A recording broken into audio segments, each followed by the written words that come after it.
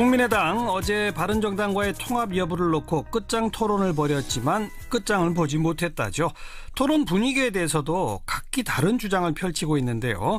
자, 통합파 가운데 한 분, 국민의당 최명길 최고위원 연결해서 입장 들어봅니다. 안녕하세요. 네. 제가 무슨 파가 돼 있군요. 통합파 아니신가요? 저는 무슨 파인 거 이런 거 뭐 별로 달렵지는 않은데 예. 언론이 그렇게 분류하니까 할 수 없죠. 예. 어쨌든 어제 끝장 못 본 게 맞죠? 사실 저 나름대로는 생각이 서로들 이제 진실의 순간을 보았고 예. 마음들을 이제 서로 요량을 하고 있을 겁니다. 이제 이게 설득이 될 때까지가 어디까지는 설득이 안 되겠구나. 이걸 어떻게 해야 되지? 서로 이제 고민이 시작된 거죠. 예. 그런데 어제 토론 분위기에 대해서 박지원 의원은 이렇게 말했어요. 30명 의원이 각각 자신의 주장을 펼쳤는데 통합 찬성 의원은 9명 뿐이더라. 이 말 맞나요? 그건요. 지금 즉시 통합을 해야 된다라고 주장한 분이 9분 혹은 10분 정도입니다. 제가 굉장히 세밀하게 메모를 하면서 위촉 내내 봤거든요. 그리고 절대 통합 논의를 꺼내면 안 된다. 이거는 죽는 길이다. 라고 주장하신 분이 9분입니다. 그리고 그 중간에 선거연대 등 정책연대 지금 하고 있으니 선거연대 등을 거쳐서 여건을 성숙시켜 가면서 상황에 따라 판단해야 된다 하지 않느냐 이렇게 말씀하신 취지의 말씀을 하신 분이 8분 내지 9분이에요. 그리고 김동철 원내대표처럼 전혀 어떤 쪽으로 판단하기 어려운 분이 3분인 거죠. 그러니까 30명 중에 제가 보기에는 10분 찬성, 9분 반대, 연대부터 하자라고 하는 분이 8분, 그리고 태도를 유보하신 분이 3분입니다. 그런데 제가 말씀드린 대로 천정배 의원님 해외 출장 중이고 의총에서 발 안 하는 이손돈 의원님 반대로 치면 반대가 11분 맞습니다. 그런데 의총에서 발언 안 한 송기석 의원, 권은희 의원, 최도자 의원도 연대 통합 길을 열어야 된다는 쪽이고요. 해외 출장으로 의총 안 오신 이찬열 의원, 최희배 의원, 송금주 의원도 크게 볼 때 선거연대 또는 통합을 하자는 쪽이에요. 그리고 원외 최고위원 박주원 의원 등 3분도 연대 통합을 모색하자는 쪽이고요. 안철수 대표도 카운트를 안 했는데 안철수 대표도 같은 입장이니까 전체 44명 중에서 연대 통합 논의 자체를 반대하는 분은 11분이고요. 논의를 시작하자는 분이 28명 내지 30명쯤 되는 겁니다. 그래서 이 말씀이 실제 우리 당 내 연대 통합과 관련된 의견의 지형이라고 보면 맞습니다. 아주 세세하게 정확히 잘 정리해 주셨습니다. 그런데 이 즉각이든 아니면 좀 상황을 봐서든 이렇게 통합 쪽을 다수로 의견을 갖고 계신 분들의 이유가 뭡니까? 저는 가치가 있다고 생각합니다. 그 두 당이 지향하는 바와 두 당의 정강 정책과 두 당이 현재 추구하는 경제 정책의 방향이라든지 심지어 안보 정책 면에서도 상당히 유사하기 때문에 정당이라고 하는 게 영어로 지금 파티 아닙니까? 파티라는 게 어느 쪽이라는 뜻 아닙니까? 그래서 파티라는 것은 지지세를 확장해가는 걸 목적으로 움직이는 단체 아닙니까? 또 어느 편, 우리 편을 많이 만들고 자기 편의 범위를 가능한 한 넓게 잡고 끊임없이 외연을 넓혀가야 되는 것이기 때문에 공감대가 있는 부분이라면 외연을 넓혀가는 건 당위라고 저는 생각하는 겁니다.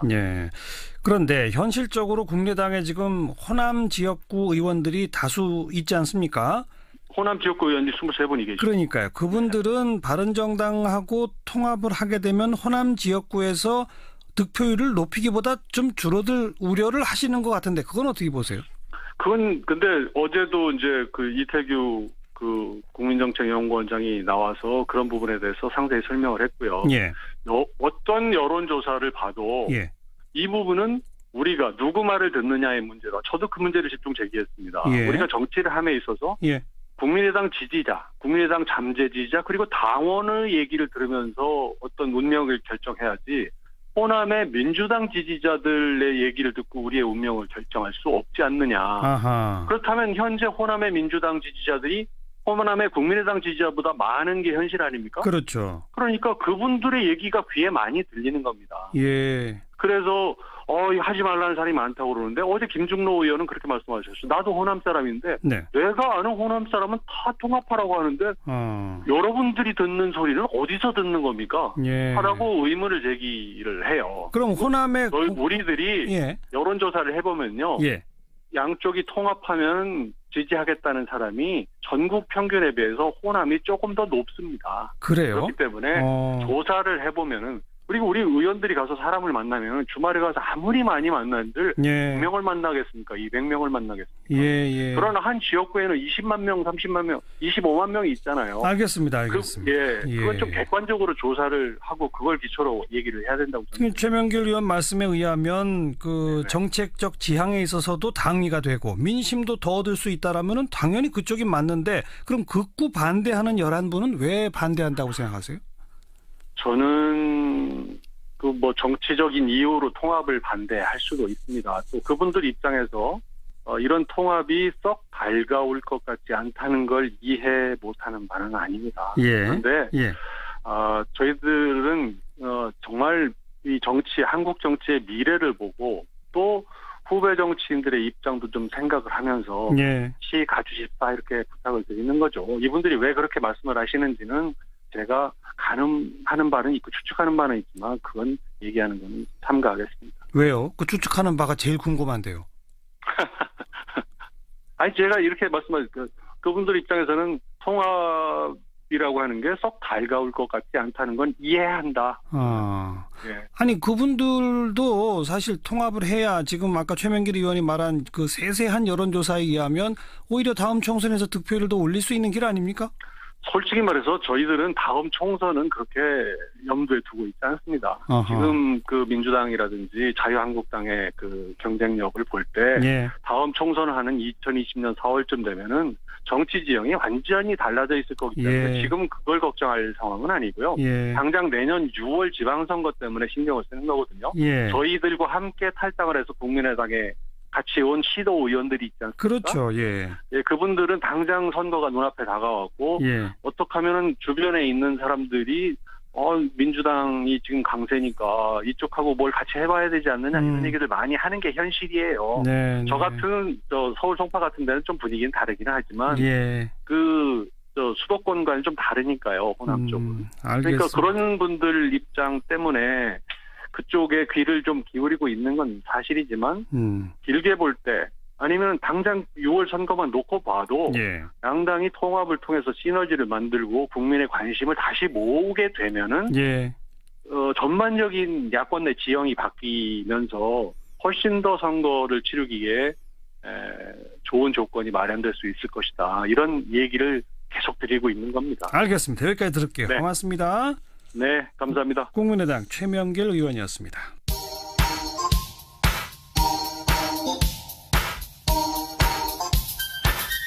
시사자키 정관용입니다. 여러분은 지금 CBS 라디오와 함께하고 계십니다. 저는 출근길 김현정의 뉴스쇼 김현정입니다. 정의당의 김종대 의원이 SNS에 귀순한 북한 병사는 사경을 헤매는 동안 기생충의 분변, 위장의 옥수수까지 공개돼 인격의 테러를 당했다 이렇게 비판했죠. 여기에 대해서 주치의인 이국정 교수는 인격 테러라는 비판은 견디기 힘들다 이런 입장을 또 밝히고 있어요. 오늘 하루 종일 논란인데 정의당의 김종대 의원 직접 목소리 들어봅니다. 김 의원 안녕하세요. 네, 안녕하십니까. 다시 확인하는 겸 해서 인격 테러라고 주장하신 이유는요? 우선 이 문제 참 여러 가지 억측과 오해가 많은데 그 인격 테러라는 표현을 썼을 때는 주어가 있어야 되는데 저는 이국정 교수라고 지칭하지 아니하고 우리는이라는 그 표현을 썼습니다. 그러니까 지금 그 병사의 몸의 어떤 결함이나 질병 문제를 가지고 언론이 이제 선정적인 보도가 나왔고요. 또 이 군 당국에서 과도하게 개입해가지고 의사는 나는 환자를 치료하는 사람일 뿐이라 그러는데 기자회견장으로 나갔고요. 또 병원에서도 상당히 이런 어떤 문제들을 처리하기가 곤혹스러워하는 이게 다 어우러져서 된 것이 그동안의 며칠간의 상황인데 제가 마치 이국정 교수를 공격한 것으로 언론들이 나가기 시작했습니다. 그런데 17일자에 제가 페북에 올린 글을 보면 오히려 이국정 교수의 입장을 대변하는 취지로 사람들이 읽혀진다 그러지 이걸 공격하기 위한 글로는 읽혀지지는 않을 거예요. 그런데 마침 어제 이 부분에 대해서 본인이 공격받은 것으로 생각하시고 예. 입장을 밝히자 제가 오늘 아침에 재차 예. 두 번째 입장을 냈습니다. 예. 그래서 존경받고 훌륭한 의사에다가 환자 치료까지도 일어난 걸 축하할 일인데 예. 그 이후 과정에서 그 환자의 어떤 이번에 총상과 전혀 무관한 예. 이런 어떤 그 이전에 갖고 있었던 질병에 대해서 외부로 나가게 된 것은 저로서는 침묵을 지킬 수 없었다. 그러니까 비판하신 거 아닌가요? 그렇게? 예, 그러니까 그건 두 번째 이제 그렇게 분명한 겁니다. 예. 첫 번째는 그런 의도가 아니었는데, 이제는 상황이 이렇게 되니까 저로서도 입장을 밝히지 않을 수가 없어요. 그러니까 지금 김종대 의원께서는 이국정 교수께서 의료법 위반 논란 소지가 있는 정도로 그 총상과 무관한 정보들을 공개한 것은 잘못이다 이렇게 보시는 거죠? 예, 그 입장은 변함이 없습니다. 사실은 그 병사에 이전에 있었던 내용들은 목숨을 부지할 만한 어떤 질병들이 아니었어요. 예. 생명을 좌우할 게 아니라 이번에 그 병사에게 국민들이 알고 싶은 것은 총상을 입은 환자가 지금 이 총상으로 인해 가지고 생명의 불꽃이 꺼지느냐 마느냐 이런 문제였지. 이 총상과 아무런 관련이 없는 과거의 문제를 끄집어낸다. 이것은 이번에 어떤 사건의 본질과 좀 무관하고. 알겠습니다. 그런데 박인숙 바른정당 최고위원은 북한 기생충 문제는 중요한 보건의료 아젠다인데 이걸 말한 이국정 교수가 인권을 말살했다고 말하는 건 좀 무식하고 왜곡된 생각이다 이렇게 지적했어요. 이건 어떻게 보세요? 아니 우리 사회에 지금 암이 문제가 됐다고 해서 그러면 암에 걸린 특정 환자를 대상으로 해가지고 그 암 환자 한 명을 가지고 이렇게 빗대서 사회 전체 문제 암을 얘기한다면은 그건 상당한 인권 유린이 되겠죠. 의료법 위반이고요. 그런데 이 북한 병사가 지금 총상을 당해서 이 생명을 구해내야 되는 위급한 상황에서 우리가 북한 기생충 문제가 돌연 끼어들었습니다. 그렇죠. 그러면서 그 부작용은 뭐냐면은 상당히 그 북한에 대한 혐오 내지는 공포의 감정이 확산이 됐다는 겁니다. 제가 오늘 어떤 분을 만나니까 이제 탈북자들하고 참 식사하면 찜찜할 것 같다 이런 이야기를 했어요. 그러니까 우리 지금 2만 명이 넘는 탈북자들의 인권에도 이것이 악영향을 미칠 수가 있는 것이고요. 그다음에 북한의 그 질병이 그렇게 문제라면 아니 우리 이제 진보 정당에서는 북한의 의료 지원, 인도주의 지원을 계속 하자고 했던 정당 아닙니까? 그런데 작년에 5차 핵실험 나고 백신 의료 지원 다 끊어버렸어요. 그다음에 영양 그 상태를 좀 개선하자고 해도 이것 갖고도 보수 정당에서 반대합니다. 근데 또 일각에서는 이런 의견도 있습니다. 비판에도 시기와 방법이 있다. 지금은 이국정 교수를 비판할 때가 아니라 응원할 때 아니냐 이런 누리꾼들의 지적에 대해서는 어떻게 보세요? 처음에 분명히 첫 번째 이 논란이 시작된 17일 날 제글 어디를 봐도 이국정 교수를 공격하는 것이 아닙니다. 우리 다 같이 성찰하자는 취지였어요. 근데 이것이 오해를 불러일으키면서 결국은 이국정 교수와 제가 언론을 통해 가지고 논쟁을 이렇게 하는 형국이 됐습니다. 제가 전혀 원하던 바가 아니고 또 사태가 수습이 되면 제가 한번 직접 찾아뵙고 불필요한 어떤 여러 가지 오해가 증폭된 점에 대해서 말씀드리고 싶어요. 이건 제가 이국정 교수께 제안을 드리는 겁니다. 그래서 그러나 오늘 오전에 새로 올리신 글에서 아무튼 이국정 교수의 그런 발표에 대해서는 분명히 비판적으로 문제 제기를 하신 건 맞잖아요. 아니 그 입장은 안 밝힐 수가 없었죠.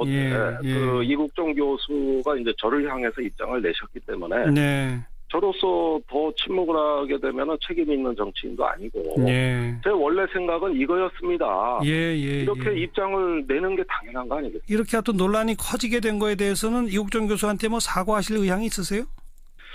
일단은 이런 문제 때문에 환자 치료에 전념하지 못했다면 그것은 제가 상당히 유감스럽게 생각하고 소모적인 논란이 벌어진 데 대해서도 이국정 교수가 꿋꿋하게 의료에 전념하실 수 있도록 용기를 내시라.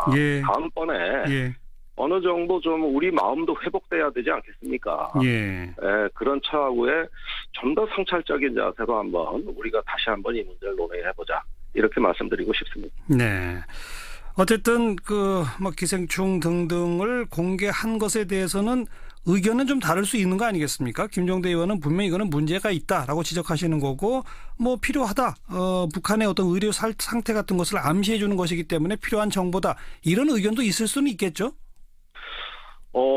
그걸 이제 알 권리 차원, 네. 북한에 대한 어떤 우리 지식의 문제로 접근을 하는데 그보다 상위 개념은 인간의 존엄성이라고 저는 생각합니다. 예. 알 권리도 중요하지만 그보다 더 중요한 거는 우리 인간의 존엄과 예. 그 자존감을 지킬 수 있게 도와드리는 것이다. 예. 이것이 환자 보호다. 예. 이게 법의 정신이라는 걸 좀 말씀드리고 싶어요. 예. 알겠습니다. 김종대 의원의 의견은 분명히 밝혀주셨고 이제 판단은 우리 또 청취자분들이 내리시겠죠. 오늘 유엔사 발표는 어떻게 보셨어요? 유엔사가 그 정전협정 위반에 대해서 증거물과 함께 공개하고 앞으로 북한에 대해 적절한 조치를 취하겠다는 입장은 매우 타당하고 네. 잘된 발표라고 생각합니다. 예. 뭐 우리 정부 차원에서 후속 조치를 해야 할 것들은 뭐가 있습니까? 일단 우리 정부가 빨리 대북 성명을 발표하고 예. 지금 평창 올림픽도 채 넉 달이 남지 않은 상황에서 예. 한반도의 긴장 완화, 위기 관리, 또 이와 같은 일의 재발 방지를 위해서 북한이 책임 있는 자세를 보여라. 네. 이렇게 빨리 좀 입장을 대내외에 과시해야 될 걸로 생각합니다. 알겠습니다. 여기까지 말씀드릴게요. 고맙습니다. 네, 감사합니다. 네, 정의당의 김종대 의원이었습니다. 윤태곤의 뉴스 사이다. 윤태곤 실장 어서 오십시오. 네, 안녕하세요. 특수활동비 논란이 자유한국당 홍준표 대표에게로 지금 튀고 있죠? 예, 어제 우리 방송에서 하성수 변호사도 말씀을 좀 하셨지만은 예. 이게 지금 국정원 특활비 논란이 정치권하고 번지는 거하고 궤가 달라요. 다른 얘기죠. 예, 말 그대로 이 개인 문제거든요. 예. 이 최근에 자유한국당이 뭐 검찰도 법무부에 특활비 상납한다, 수사해야 된다 역공을 펼쳤지 않습니까? 그렇죠. 홍 대표도 오고 이제 가세를 했는데 이 시작이 어떻게 됐냐면은 민주당의 현근택 부대변인이 홍 대표 특활비 유용이나 해명하라. 네. 다시 이게 받아친 거예요. 근데 바로 해명을 했죠. 일단은. 그렇죠. 국회 여당 원내대표 겸 운영위원장은 특활비가 한 매달 4천만 원 정도 나오는데 야당 원내대표한테도 보조를 했습니다. 그러니까 나눠 쓴 거다. 그랬죠. 뭐 말하자면 이거 아니겠습니까? 근데 아니라는 거죠. 예, 당시에 민주당 원내대표였던 원혜영 의원이 한 푼도 받은 게 없다. 예. 계속 거짓말한 법적 조치를 할 수밖에 없다. 그랬죠. 이러니까 원내대표 겸 국회 운영위원장도 상임위 위원장이기 때문에 간사들한테 일부를 지급을 했을 겁니다. 당시 일부 야당 원내대표가 받지 않았다고 한다면은 그 부분은 내 기억에 착오일 수가 있습니다. 그러니까 원내대표는 착오일 수 있지만 야당 간사들한테는 줬을 것이다. 그렇죠. 그렇게 물러선 거죠. 예. 근데 이게 끝이 아닌 게 당시에 또 운영위 간사였던 사람이 등장을 했죠. 서가번 전 의원. 예, 서가번 전 의원이 나는 한 푼도 안 받았다. 무슨 소리냐 이랬거든요. 거기에 대해서는 지금 홍 대표가 아무런 말을 안 하고 있죠. 지금 뭐 베트남에 가 있는데 이제 내일 귀국인가 아마 모레 귀국인가 그럴 거예요. 네. 이게 그러니까 관행. 야당 원내대표도 특수활동비가 나옵니다. 별도로 나오죠. 그렇죠. 원혜영 의원이고 나도 봤는데 내가 무슨 손을 벌리냐. 근데 액수 차이가 있어요. 그래서 여당 원내대표가 여야 간사들한테 좀 나눠주는 거는 관행은 관행이에요. 네. 예.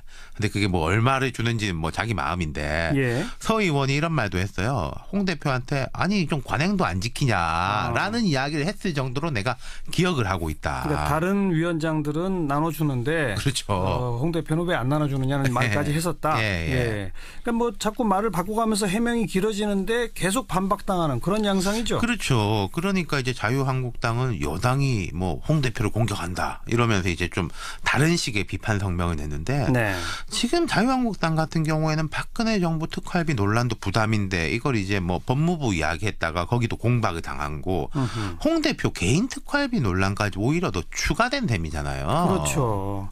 그런데 그 생활비 유형 얘기가 애초에 왜 나왔던 거죠? 어제 방송에 잠깐 언급하셨지만 제가 자세히 설명드리겠습니다. 성완종 리스트. 네. 그게 이제 홍 대표가 한나라당 대표 출마할 때 이번 말고 예전에 한나라당 대표 출마를 했어요. 예.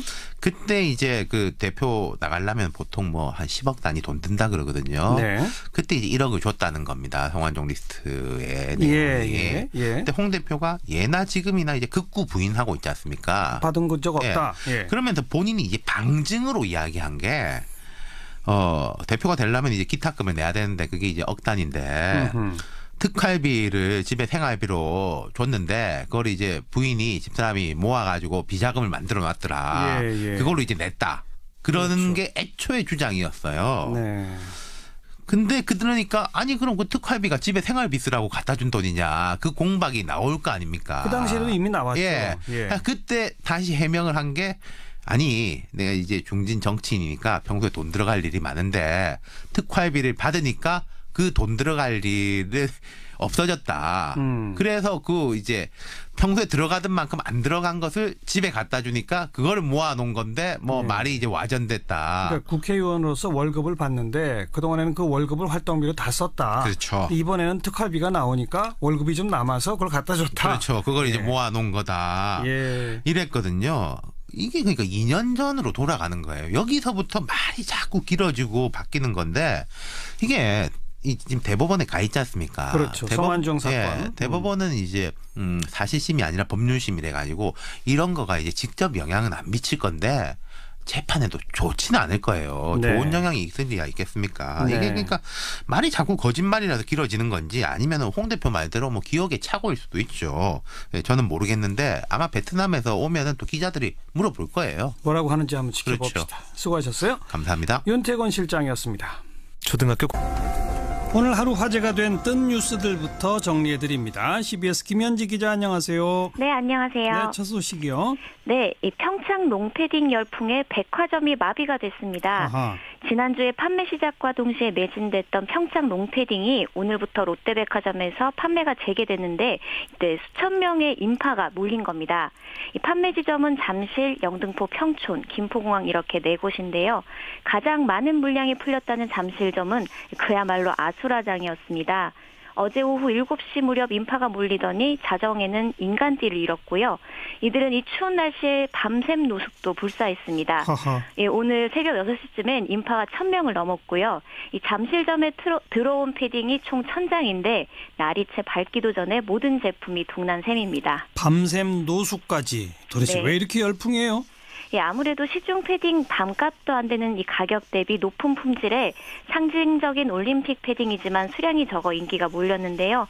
또 이 틈을 타 웃돈을 얹어 되팔려는 사람들도 수요에 한몫했습니다. 네. 이미 중고장터에서는 최대 15만 원까지 더 얹어서 30만 원에 거래되고 있습니다. 예.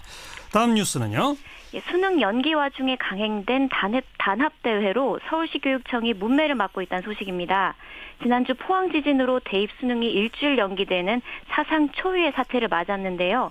이런 상황에도 불구하고 지진이 일어난 다음 날 금, 토 이틀 동안 서울시 교육청 직원 30여 명이 충남 대천으로 1박 2일 워크숍 겸 체육대회를 떠난 것으로 드러났습니다. 그래요? 예, 이 심지어 저녁 술자리에서 직원 한 명이 건배사 도중에 넘어져가지고 턱도에 금이 가기도 한 것으로 전해졌는데요. 그래도 술자리는 계속됐답니다. 아니 지진으로 수능이 연기되는 정말 사상 초유의 사태인데 교육청에서 왜 이랬나 모르겠네요.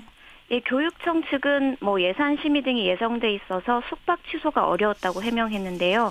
당시 사상 첫 수능 연기로 교육당국은 대책 마련에 여념이 없던 때입니다. 포항의 여진도 계속돼서 학생들 불안도 점점 높아졌고요. 그런데 이렇게 야유의 성격이 강한 단합대회를 진행한 것은 부적절했다는 지적입니다. 부적절했죠. 자, 다음 소식은요. 네, 경찰이 부산 편의점 분신 사건의 영상들을 차단하기로 했다는 소식입니다. 어제 오후 부산의 한 편의점에 들어간 50대 남성이 자신의 온몸에 휘발유를 뿌리고 불을 질렀는데요.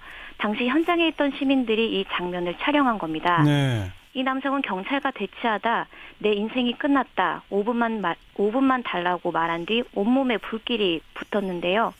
이 과정부터 이 남성이 불길에 휩싸여서 고통스러워하는 모습까지도 그대로 영상에 담겼습니다. 예. 문제는 이게 유튜브에 올라가면서 SNS를 타고 급속도로 퍼졌고 특히 제목을 자극적으로 바꾸거나 모자이크 없이 올린 영상도 확산되면서 파장이 커졌습니다. 좀 심하네요. 유족분들은 이 영상 때문에 2차 피해를 받고 있다죠?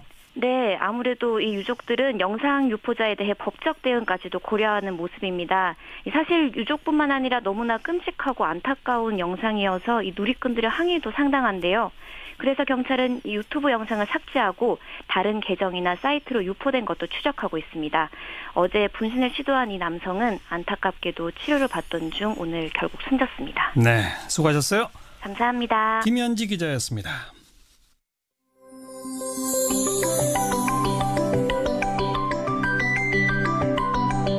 지금 여러분께서는 한림국제대학원 대학교 정관용 교수가 진행하는 시사자키 정관용입니다를 듣고 계십니다. 어제 하루 종일 여성 커뮤니티 워마드가 주목을 받았죠. 이 호주의 어린 남자아이에게 수면제를 먹이고 그 아이를 성폭행했다. 그 글을 쓴 여성은 지금 호주 경찰에 체포돼서 조사를 받고 있는데요. 근데 그 여성이 그 게시판에 또 다른 글을 올린 게 있어요. 근데 그 글이 여성 철학자 이현재 교수의 발언을 인용한 거다 해서 이현재 교수가 지금 네티즌들한테 상당한 비판을 받고 있는데요. 서울시립대학교 도시인문학연구소 이현재 교수께서는 이건 잘못 알려진 일이다 또 이렇게 말씀하시네요. 그래서 직접 연결해 봅니다. 이 교수님 안녕하세요.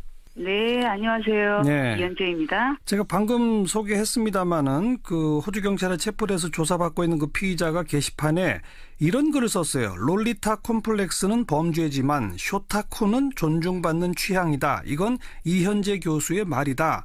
이게 진짜 이런 말을 하셨어요? 정말 한마디로 말씀드리자면요. 사실이 아닙니다. 사실이 아니다?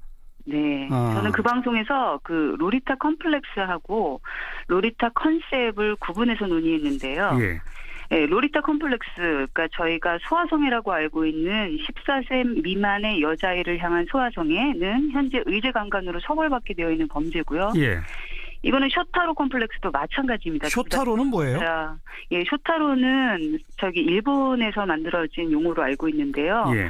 그 롤리타 컴플렉스와 달리 어린 소년을 향한 성인 여성의 성적 욕망을 일컫기 위해 만들어진 말이라고 알고 있습니다. 예. 그러니까 어린 소녀를 향하면 롤리타고 소년을 향하면 쇼타로 이렇게 되는 거군요. 네네. 예, 그런데요. 네, 근데 떠도는 캡처 화면이 문제가 됐잖아요. 예. 근데 여기에서 제가 이 장면에서는 제가 쇼타로 컴플렉스를 얘기한 게 아니라요. 예. 쇼타로 컨셉을 설명하는 부분인데요. 이것을 따와서 인용하고 계셨거든요. 예.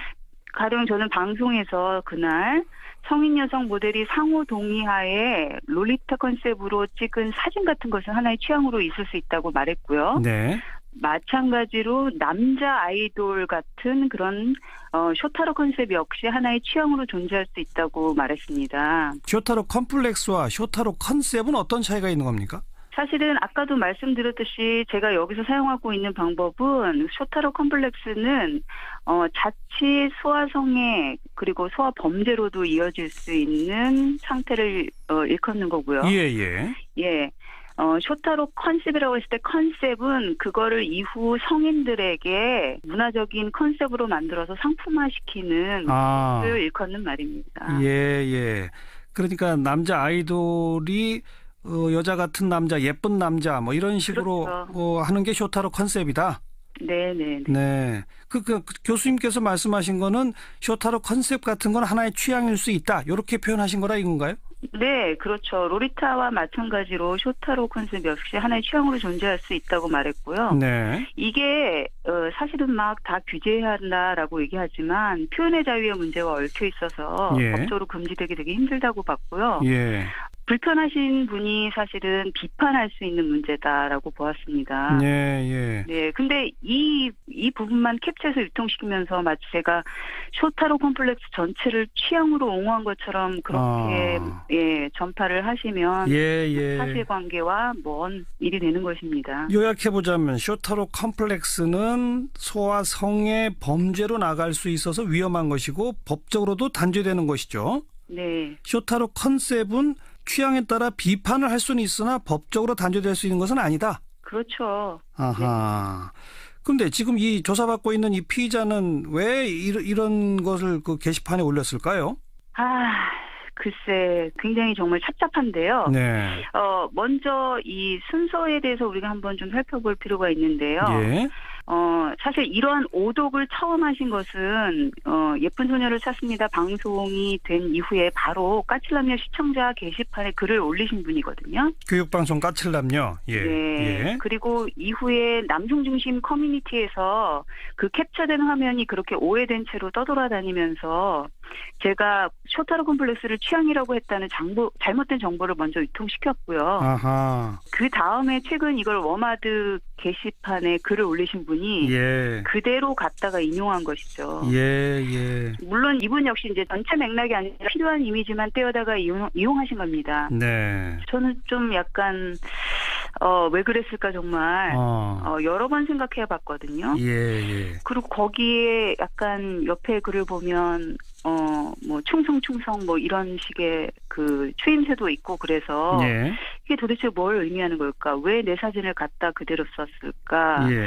예, 워마드 계열 사람이면 일베 계열 사람들의 그 짤을 굉장히 싫어할 텐데, 이미지를 굉장히 싫어할 텐데 왜 그 유통되던 짤들을 이용해서 그 글을 썼을까? 예. 의아했거든요. 예. 그리고 근데 사실은 저는 워마드 이용자들이랑 달리 로리타 컴플렉스나 로리타 컨셉 자체에 대해서 좀 다른 의견을 가지고 있어요. 이 두 개를 일단 구분하는 것들도 좀 다르고요. 예. 의견이 다르죠, 사실은. 그리고 트랜스젠더와 같은 성소수자 의제나 미러링의 방법 등에 있어서도 좀 의견이 다른 부분이 있거든요. 네. 그럼 저는 사실은 오히려 의문인 거죠. 그러면 왜 다른 의견을 가진 페미니스트를 자신의 글에 인용하면서 굳이 같은 입장을 갖는 것으로 만들려고 했을까? 네. 왜 그래서 당연히 오게 될 그 비난의 화살을 저한테 돌리려고 했을까? 저도 그래서 되게 의문이에요. 네. 그래서 이 사건이 빨리 진실이 밝혀지기를 정말 바라는 마음이 있습니다. 예. 기사에서도 일간지 기사에서도 뭐 쇼타콘이 존중받아야 할 취향, 까칠남녀 폐지하라 논란 뭐 이런 기사가 또 있었죠. 네. 그런 기사에 대해서 어떻게 보세요? 저도 이 사실 확인도 없이 이를 기사화한 기자들이 더 문제가 좀 있다고 보기 때문에 네. 사실 아시다시피 SNS에서 지금 가장 문제인 것은 뭐냐면요. 전체적으로 전체 맥락을 보지 않고 자기 입맛에 맞는 일부 이미지만 SNS에 유통시켜서 그걸로 사실을 만드는 주작이거든요. 그렇죠. 예, 이거를 굉장히 경계해야 하는데 주작인지 아닌지는 사실은 그게 사실 여부가 담겨 있는지 아닌지에 걸려 있는 거잖아요. 물론이죠. 네, 근데 사실 확인도 없이 기사가 이렇게 나가고 또 타이틀을 이렇게 뽑는다는 것 자체가 예, 마치 제가 소아 남성에 대한 성범죄를 부추기는 사람이다라는 그 이미지를 그쵸? 사실 확인도 없이 확산시키는 효과를 갖게 돼서 정말 아쉽게 생각합니다. 부담스럽게 생각합니다. 오히려 정반대 주장을 하신 건데 그렇죠? 그렇죠. 자, 사실에 기초한 보도 그리고 또 뭐 너무 그냥 이미지만 필요한 대로 짜집기 위해서 이리저리 퍼나르지 않는 풍조 정말 필요할 것 같습니다. 여기까지 말씀드릴게요. 고맙습니다. 네, 감사합니다. 서울시립대학교 도시인문학연구소 이현재 교수였습니다.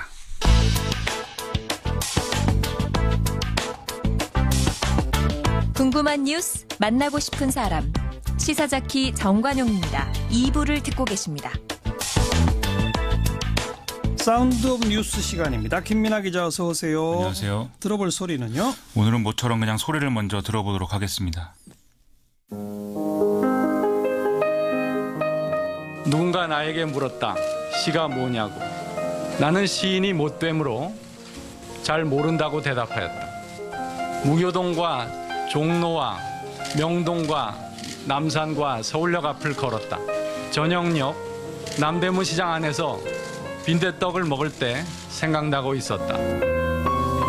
그런 사람들이 엄청난 고생되어도 순하고 명랑하고 마음 좋고 인정이 있으므로 슬기롭게 사는 사람들이, 그런 사람들이 이 세상에서 알파이고 고귀한 인류이고 영원한 광명이고 다름 아닌 시인이라고. 갑자기 웬 시낭독이에요? 오늘 이진성 헌법재판소장 후보자 인사청문회가 진행이 됐는데요. 이 인사말에서 후보자가 시를 읊는 장면이 연출이 됐습니다. 그래요? 이분이 특별히 시인이어서는 아닌 것 같고요. 이 시를 읊을 만큼 상당히 평화로운 청문회가 진행이 됐다 이렇게 봐야 될 것 같습니다. 예. 이 개인 도덕성 이런 질의는 거의 없었고요. 군의 정치관여 문제나 문학의 블랙리스트, 경제민주화, 대북관, 국가보안법 폐지에 대한 입장, 선거 연령 하향, 양심적 병역 거부, 헌재 독립성 이런 정책적 쟁점에 대해서 이제 질문이 나왔고 네. 답변이 나오고 했는데 대체적으로 상식적 수준에서 답변을 쭉 했기 때문에 쟁점이 형성되고 이런 분위기도 아니었다는 거죠. 예. 인준 표결을 거쳐야 되지 않습니까? 그렇습니다. 홍정학 장관 임명 강행 문제 때문에 혹시 인준 표결에 무슨 불똥이 튀지 않을까 하는 우려가 있었잖아요. 그렇습니다. 이게 자유한국당은 일단 여전히 불분명한 태도이기는 한데 결국 캐스팅 보트는 국민의당이 행사하지 않겠습니까? 네. 근데 분위기 지금 특별히 반대하는 분위기가 아닙니다.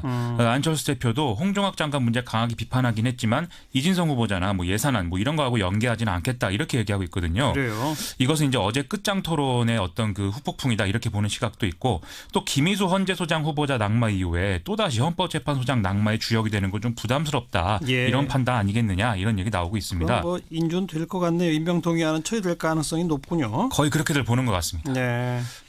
그리고 오늘 또 김영삼 전 대통령 2주기 추도식도 있었는데요. 아하. 이 행사에서도 좀 이후 국면에 대한 힌트가 좀 나오는 것 같습니다. 어떤 힌트요?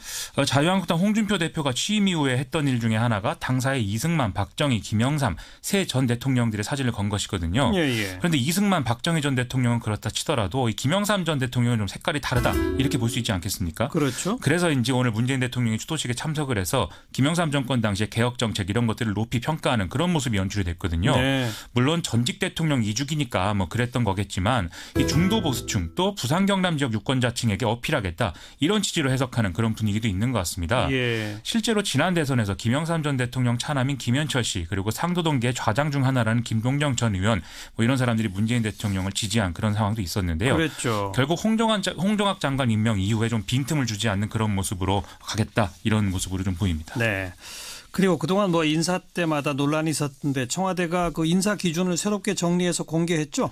원래 병역, 부동산 투기, 탈세, 위장 절입, 논문 표절 이렇게 5대 비리다라고 하면서 여기에 해당되는 사람은 인사에 배제하겠다 이렇게 했었는데 잘 안 지켜졌다 이런 비판이 많았죠. 예. 그래서 오늘 추가로 이제 보완한 내용을 발표를 했는데 위장 절입과 논문 표절의 경우에는 특정 시점 이후부터 따지는 것으로 기준을 구체화했고 병역, 탈세, 부동산 투기의 경우에는 시점 기준을 무제한으로 하기로 했다라고 밝히고 있습니다. 네. 또 성범죄, 최근 10년 내 음주운전 2회 이상 이런 경우도 인사에서 배제하기로 해서 이제 5대 기준이 7대 기준이 된 것으로 보도가 나오고 있는데요. 예. 어쨌든 홍정학 장관 임명 계기로 청와대 인사 라인에 대한 비판이 다시 불거지고 있는데 여기에 대해서 좀 정면 돌파하고 전열을 정비하는 이런 모습으로 가는 것 같습니다. 네, 다음 뉴스요. 유엔군 사령부가 북한군 병사 기순 당시 상황에 대한 조사 결과를 발표하면서 CCTV와 열상 감시 장비 TOD라고 하죠. 이 영상 공개했는데요. 해당 영상을 보면은 이 지프 차량이 돌진하는 장면 그리고 북한군 추격조 4명이 이걸 쫓아가는 장면 또 귀순 병사가 차에서 내려 달리자 이 추격조가 등에 대고 총을 쏘는 장면 이런 장면들이 나와 있습니다. 네. 이것을 통해서 판단 가능한 것은 북한군이 군사분계선 남쪽으로 상당수의 총탄을 발사했다는 것이고요. 잠시나마 또 군사분계선을 상당히 좀 넘어왔다 이런 점들이 확인이 됐다는 건데요. 예. 결국 유엔 정전협정 위반이다라는 게 유엔 사령부 결론입니다. 그리고 논란이 또 됐던 게 경비대대 대대장이 현장에 출동했느냐 안 했느냐 논란이 있었잖아요. 그렇습니다. 결론이 났죠? 그렇습니다. 이게 이제 이번에 공개된 영상을 보면은 우리 군 경비대대 간부 3명이 귀순 병사를 후송하는 이런 장면이 좀 명확히 나타났는데요. 유엔사는 또 JSA 내의 사건을 갈등을 고조시키지 않는 방식으로 마무리한 한국군 대대장의 전략적 판단을 지지한다. 이렇게도 강조했거든요. 네. 아무런 문제가 없었다는 거죠. 또 언론이 정확히 확인된 사실만을 보도해야 된다. 이 점을 다시 한번 확인하는 사례인 것 같습니다. 그건 그렇고 북한이 정전협정 위반한 거는 분명한 거 아니겠습니까? 그렇습니다. 거기에 대해서 할 수 있는 조치는 뭐가 있어요? 지금 대화 채널이 다 없어져서 청와대는 우리가 자체적으로 할 수 있는 일 사실상 없고 유엔군 사령부가 조치를 취해야 된다. 이런 취지로 지금 설명을 하고 있습니다. 네. 그런데 유엔군 사령부도 지금 구두로 판문점에서 북측의 항의와 사과를 요구하는 것 이상의 이제 조치를 취할 수 있는 그런 상황은 아닌 것으로 보이거든요. 또 북한이 이런 사과 요구를 받아들여서 일종의 이제 사과 이런 거 할 가능성도 사실상 없다. 이렇게 얘기가 나오고 있는데요. 예. 좀 대화가 재개돼야 채널이 열릴 텐데 좀 그러기는커녕 북한을 둘러싼 국제 정세는 엄혹해지고 있어서 걱정입니다. 미국은 북한을 테러 지역 지원국으로 지정한 데 이어서 오늘 새로운 대북 제재 리스트를 발표했는데 여기에는 뭐 북한 관련 부분도 있지만 중국 기업 뭐 이런 것들도 포함돼 있어서 동아시아 전체의 대립구도가 조성되는 이런 상황으로 가고 있거든요. 네. 좀 걱정입니다. 다음 뉴스요. 그동안 미국의 한국산 세탁기에 대한 세이프가드 발동 여부 이게 초미의 관심사였는데요. 미국의 국제무역위원회가 삼성전자와 LG전자 세탁기에 대해서 세탁기 완제품은 120만 대, 부품은 5만에서 9만 개 이렇게 저율 관세 할당 설정을 하고 이걸 만약에 초과하는 수입 물량에 대해서는 고율의 관세를 적용하는 좀 이례적인 이런 권고안을 발표해서 상당히 파장이 일어나고 있습니다. 네. 애초에 정부는 여기에 대해서 세계무역기구에 제소를 하겠다라는 입장을 밝혔었는데 트럼프 대통령의 권고안 수용 결정까지 2달이 남았다는 점을 고려해서 일단은 한 발 물러서기로 한 분위기라고 합니다. 이거 뭐 세탁기 말고 다른 분야로까지 확대될 가능성은 없어요? 이런 이제 조치는 트럼프 행정부의 이른바 통치 철학, 이 보호무역주의에 대한 입장이기 때문에 다른 분야까지 확대될 가능성 충분히 있다 이렇게들 평가하는 것 같습니다. 언론은 지금 반도체, 철강, 태양광 등의 주력 산업이 줄줄이 비슷한 처지에 놓일 가능성이 크다 이렇게 분석을 하고 있는데요. 지금 뭐 미 국제무역위는 이미 삼성전자 반도체가 미국 업체의 특허를 침해했다는 이유로 조사를 진행 중인 상태고 철강 제품에 대해서도 미국 안보에 위협이 된다라는 이유로 수입 제한을 할 가능성이 점쳐지고 있습니다. 예. 태양광 전지의 경우에는 이미 세이프가드 구제 조치 판정이 내려진 그런 상태고요. 이게 한미 FTA 재협상에도 영향을 미치겠네요. 시작부터 이렇게 강하게 나오면 이 재협상 과정에서 협상력이 사실상 없는 우리로서는 상당히 위축될 가능성이 커진 건데요. 그래서 좀 강대강으로 여기에 맞서기보다는 손해를 약간 보더라도 리스크 관리를 해야 되지 않겠느냐 이런 전문가들의 조언도 나오는 상황입니다. 그런데 문제는 그러다 보면 또 국내의 반발에 초래될 수 있다는 것이겠죠. 그렇죠. 예를 들면 오늘 한국농수산식품유통공사에서 정부와 농축산업계 간담회가 있었는데요. 지난 10일 날 열린 공청회가 20분 만에 파행을 빚은 것에 대한 후속 조치 성격이었거든요. 네. 이 자리에서 이제 농업은 다 망하게 생겼다. 차라리 한무 FTA 폐기해라. 이런 우려들이 막 쏟아졌는데 여기에 대해서 산업통상자원부 관계자는 이 FTA 폐기도 우리가 갖고 있는 옵션 중 하나다라면서 좀 이 사람들을 달래는 그런 모습을 좀 보였습니다. 어렵네요. 네. 다음 뉴스는요. 한국은행 발표에 따르면 우리나라 가계비 총액이 1,400조 원을 넘어섰다고 해서 참 문제다라는 보도입니다. 거의 월 10조 원씩 늘어나는 추세인데요.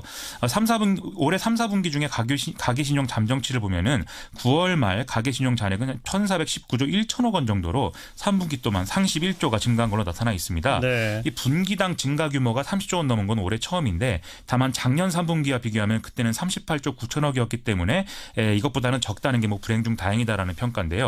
그래도 이제 올해 3%로 전망되는 경제 성장률하고 비교할 때 부채 증가 속도는 여전히 빠른 것으로 볼 수 있다는 것입니다. 예. 이것은 정부가 발표한 2차례 부동산 대책이 아직 현장에 영향을 미치고 않고 있다. 이런 상황의 원인이다. 이렇게 보여주는데요. 결국 한국은행의 금리 인상이 필요하다. 이런 논리의 근거가 되는 상황인데 이자율이 높아지면 또 가계부담이 커진다는 점에서 또 그렇죠. 보완책도 필요한 것 같습니다. 그리고 은행이 대출 이자를 더 받아갔다는 보도는 뭐예요? 이게 참 황당한 사건인데요. 은행연합회가 은행권 주택담보대출 금리의 기준이 되는 이 코픽스 금리 이것을 1.177%로 고시해야 되는데 1.78%로 0.01%포인트 잘못 고시해서 7개 대형은행에서만 37만 명이 모두 12억 원의 이자를 더 내게 됐다는 걸로 드러났다. 이런 보도입니다. 단순한 실수예요? 그렇다는 거죠 지금. 예. 이걸 지방은행까지 전수조사하면 피해자는 더 늘어날 거라고 하는데요. 은행연합회는 이번에 오류를 수정하기로 했고 또 은행권은 정상보다 많은 이자를 납부한 고객에 대해서는 환급을 해준다. 이런 계획이라고 합니다.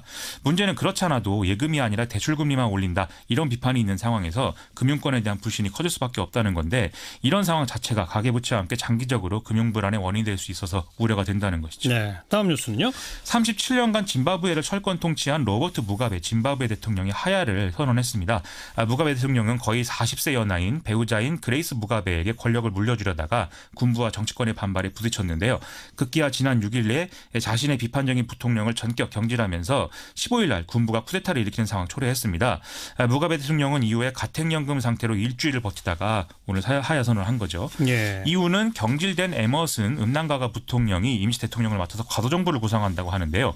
이 사람은 또 별명이 악어일 정도로 집요하고 잔혹한 일면이 있어서 독재자가 또 다른 독재자로 바뀐 거 아니냐 이런 의구심을 낳고 있는 상황입니다. 근데 이번 쿠데타 배후에 중국이 있다는 얘기는 무슨 말이에요? 이게 짐바브웨가 명목상으로는 사회주의 국가이기 때문에 중국, 북한과도 지금 다양한 교류를 한 사실이 있거든요. 예. 그런데 홍콩 언론 보도에 의하면 쿠데타 발생 전에 짐바브웨 군사령관이 베이징을 방문해서 중국의 군 지휘부를 만났다는 겁니다.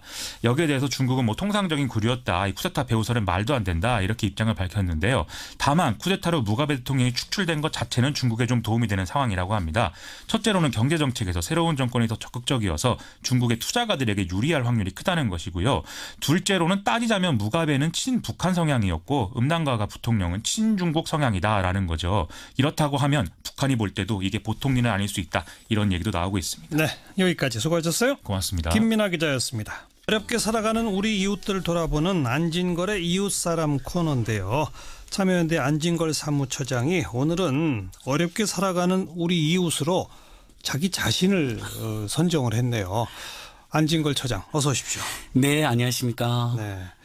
이게 지금 청취자분들이 무슨 소리야 이럴 텐데 예. 바로 며칠 전에 안진걸 처장을 포함한 22명의 시민단체 활동가들이 재판정에 섰잖아요. 예, 맞습니다. 어떤 재판이에요? 예, 정치 여러분 죄송합니다. 제가 자기 이야기를 하려면 너무나 쑥스러운데요. 이 22명의 총선 내 2016년도에 총선이 있었잖아요. 총선. 예, 그때 총선 시민 네트워크라고 전국의 천여 개 시민단체들이 좋은 정책 제안하면서 동시에 지난 4년간 국회를 평가했을 때 나쁜 행동을 일삼고 좋은 정책을 방해하고 또 뭐 예를 들면 세월호 참사 진상규명을 방해하고 유가족들을 뭐 조롱했다든지 도저히 용납되기 어려운 행위를 하신 분들을 제가 모아서 시민단체들이 토론하고 시민들에게 추천도 받아가지고 35명을 낙선 대상 후보로 선정하고 낙선운동? 현행 선거법상의 낙선운동은 허용이 되어 있거든요. 다만 이제 방법이 제한되어 있는 건데 특히 그 유명한 이제 현수막이나 피켓이나 유인물에 사람의 이름이나 정당을 적시하면 안 되게 되어 있습니다. 현수막, 피켓에 유인물까지요. 유인물에도 그러면 그 35명을 어디다가 하면 그러니까 할 수 있는 게 하나도 없으시잖아요. 그걸 알릴 수 있는 유일한 방법이 기자회견을 통해서 언론을 통해서 알려라는 거거든요. 그다음에 단체 회원들한테 홈페이지나 이메일을 통해서 알려주는 건 됩니다. 그러니까 참여연대 홈페이지에다가 게시하면 안 돼요? 그것까지는 되는데 오프라인에서 정작 그 지역구의 시민들이 우리 지역구 국회의원이 무슨 잘못을 했는지를 알리고 싶어도 알릴 방법이 없는 겁니다. 그러니까 유인물, 현수막, 그다음 피켓 말고는 알릴 수가 없는 거잖아요. 그래서 어쩔 수 없이 선관위도 허용한 기자회견이라는 방식을 통해서 언론을 통해서 이 후보가 왜 낙선 후보가 됐는가. 예를 들면 서울에서 오세훈 후보라든지 이노군 후보가 이제 대표적 낙선 대상 후보가 돼서 그건 선관위도 허용을 하고 있는 조치거든요. 그래서 기자회견을 했는데 기자회견을 하는데 기자들한테 유인물도 못 줘요? 아니 기자들한테만 줄 수 있습니다. 지역 구민한테는 주면 안 됩니다. 그래서 실제로 시민들이 지나가시다가 그거 뭐냐 달라. 제가 안 줬어요. 왜냐하면 그것도 줬다가 또 선거법 위반 시비 걸릴까봐 기자들한테만 그렇게 했거든요. 명단과 이유를 쭉 써서 맞습니다. 그럼 기자님들이 보시고 이게 타당하면 기사를 쓰는 거고 기사를 안 쓰시는 경우도 있잖아요. 아니면 데스크에서 흔히들 말하는 킬 당하는 경우도 있을 수 있는 거고 그렇게 해서 언론 보도가 꽤 났습니다. 왜냐하면 나름대로 전국 시민단체 천여 개가 모여서 예를 들면 세월호 참사 진상규명을 방해한 의원이라든지 청년 대책을 뭐 방해하고 청년들을 오히려 그 채용 비리를 앞장선 의원이라든지. 아니, 기억나요? 기억나. 그래서 당시에 그리고 피켓을 못 들게 하니까 제가 피켓에 구멍을 뚫어가지고 이른바 구멍 뚫린 피켓 그게 당시 대유행을 했었거든요. 그 구멍은 사람 이름이 들어갈 자리. 그러니까 제가 최경환 후보를 반대합니다. 최경환 후보를 찍지 마세요. 그러면 이게 불법이 되는 겁니다. 현행 선거법에서는. 그것도 황당하긴 하죠. 하지만 그래도 저희는 지킨 겁니다. 그래서 아예 그 구멍에 사람 이름을 안 적고 나는 반대합니다. 이렇게만 들고 있는 거예요. 그럼 기자님들이 알아서 상상하고 이제 쓰시는 거죠. 좋습니다. 그랬는데 22명이 이제 기소가 됐는데 왜 제가 어려운 이웃을 선정했냐면 뭐 저야 근근히 이런 경험도 많이 있고 이명박 전 박근혜 정부에서 여러 번 기소됐는데 기소한 이유가 뭐예요? 그러니까 그게 선거법을 위반했다는데 기자회견이 말이 기자회견이 실제는 집회를 금지하고 있는 집회란 방식을 했다는 것이고 그다음에 또 구멍 뚫린 피켓이 구멍이 뚫렸긴 하지만 그걸 사진 기자님들이 사진을 찍으면 뒤에 최경환 후보 사무소, 오세훈 후보 사무소가 이렇게 구멍에 이렇게 비칩니다. 그렇게? 언론에 그렇게 나갔더니 그게 일종의 그 피켓에 이름을 적지 말한 거에 변종 행위다. 이렇게 법을 지키기 위해서 노력했고 본인들도 분명히 선관위에서 문제가 없다고 그랬는데 이렇게 된 겁니다. 그다음에 또 35명 중에서도 더 문제가 되는 의원들은 후보들이 누구냐 해서 국민들께서 온라인에서 무작위로 앙케이트를 한 거 있는데 이게 선거법이 금지하는 여론조사라는 겁니다. 근데 그건 의견 수렴 절차이거든요. 지금 현재 온라인에서는 낙선운동이 전면 허용되어 있거든요. 그러니까 거기서 35명 중에 그 10명이 그 중에서도 제일 문제라고 그냥 의견 수렴을 해 주신 건데 그거 가지고 또 선거법이 금지하는 여론조사를 했다는 거예요. 저희가 네. 이렇게 기소가 되어 있는데 예. 제가 어려운 이슈라고 말씀드린 이유가 이 기소된 청년단체 회원들 중에 한 분이 기소가 되면서 직장에서 잘렸습니다. 아무래도 선거법 기소되고 그러니까 뭔가 굉장히 큰 잘못 저지르고 불온하다는 그런 평가를 받아 잘려가지고 그분이 오늘 이번 재판장에서 막 울먹이기도 하셨고요. 그다음에 이제 좀 이따 연결하는 강홍구 피고인 같은 경우는 군대를 가야 되는데 군형법을 이제 받게 생긴 겁니다. 이제 12월 4일 날 입대를 하거든요. 그럼 이제 군사 재판을 받아요. 예. 그리고 원래 카투샤나 장교를 준비하고 있었거든요. 근데 기소된 상태니 그런 게 다 안 되는 모양입니다. 그래요. 그래서 유권자들의 정당한 의사 표현 좀 했다고 그것도 기자회견 정도 한 겁니다. 그 지역구에서 딱 한 번. 예, 예. 그랬다고 이렇게 22명이나 무더기로 기소해서 이게 이제 박근혜 정부 검찰이 한 저희는 이제 굉장히 잘못된 짓이라고 생각하는데. 기소된 거는 작년이죠. 그때 이제 입건돼 가지고 재판이 시작됐는데 예 맞습니다. 기소됐고 이번에 결심 공판 월요일 날 구형이 있었습니다. 구형인데 안진걸 처장은 다른 분들은 다 벌금형이 구형됐는데 네. 저는 이제 옆에 또 제가 무슨 수계라고 제가 수계가 아닌데도 징역 8개월이나 구형을 받았습니다. 징역 8개월. 예. 근데 선거법은 벌금 100만 원 이상만 선고되면 5년간 선거권 피선거권이 모두 박탈되는 중형입니다. 그렇죠. 의원직이나 지자체장도 다 자리를 잃을 정도잖아요. 박탈당하잖아요. 그러니까 다 100만 원 이상 단순 참가자 피켓 만든 사람 발언 안 한 사람들까지 다 100만 원에서 500만 원 벌금 구형하고 저한테는 징역 8개월이나 구형했더라고요. 근데 아이고. 저는 뭐 이런 거 많이 당해서 괜찮은데 선고가 그럼 언제로 예정돼 있어요? 12월 1일 날 10시에 예, 재판이 있는데 며칠 안 남았네요. 며칠 안 남았습니다. 나름 굉장히 잘못하면 안진걸 처장을 8개월 동안은 못 볼 수도 있겠군요. 그렇습니다. 그래서 오늘 비장한 마음으로 제가 이렇게 방송을 하게 됐는데 근데 별로 비장해 보이지는 않아요. 아닙니다. 그러니까 저는 경험이 있어서 좀 그런 건데 근데 또 제가 이 청취자들께 이해를 망각하고 막 제가 억울하다고 막 징징 울어서는 안 되니까 담담하게 말씀드렸는데 아까 말씀드린 것처럼 정말 좋은 뜻으로 나쁜 짓을 했다고 국민들이 많이들 생각하고 지적을 주신 분들을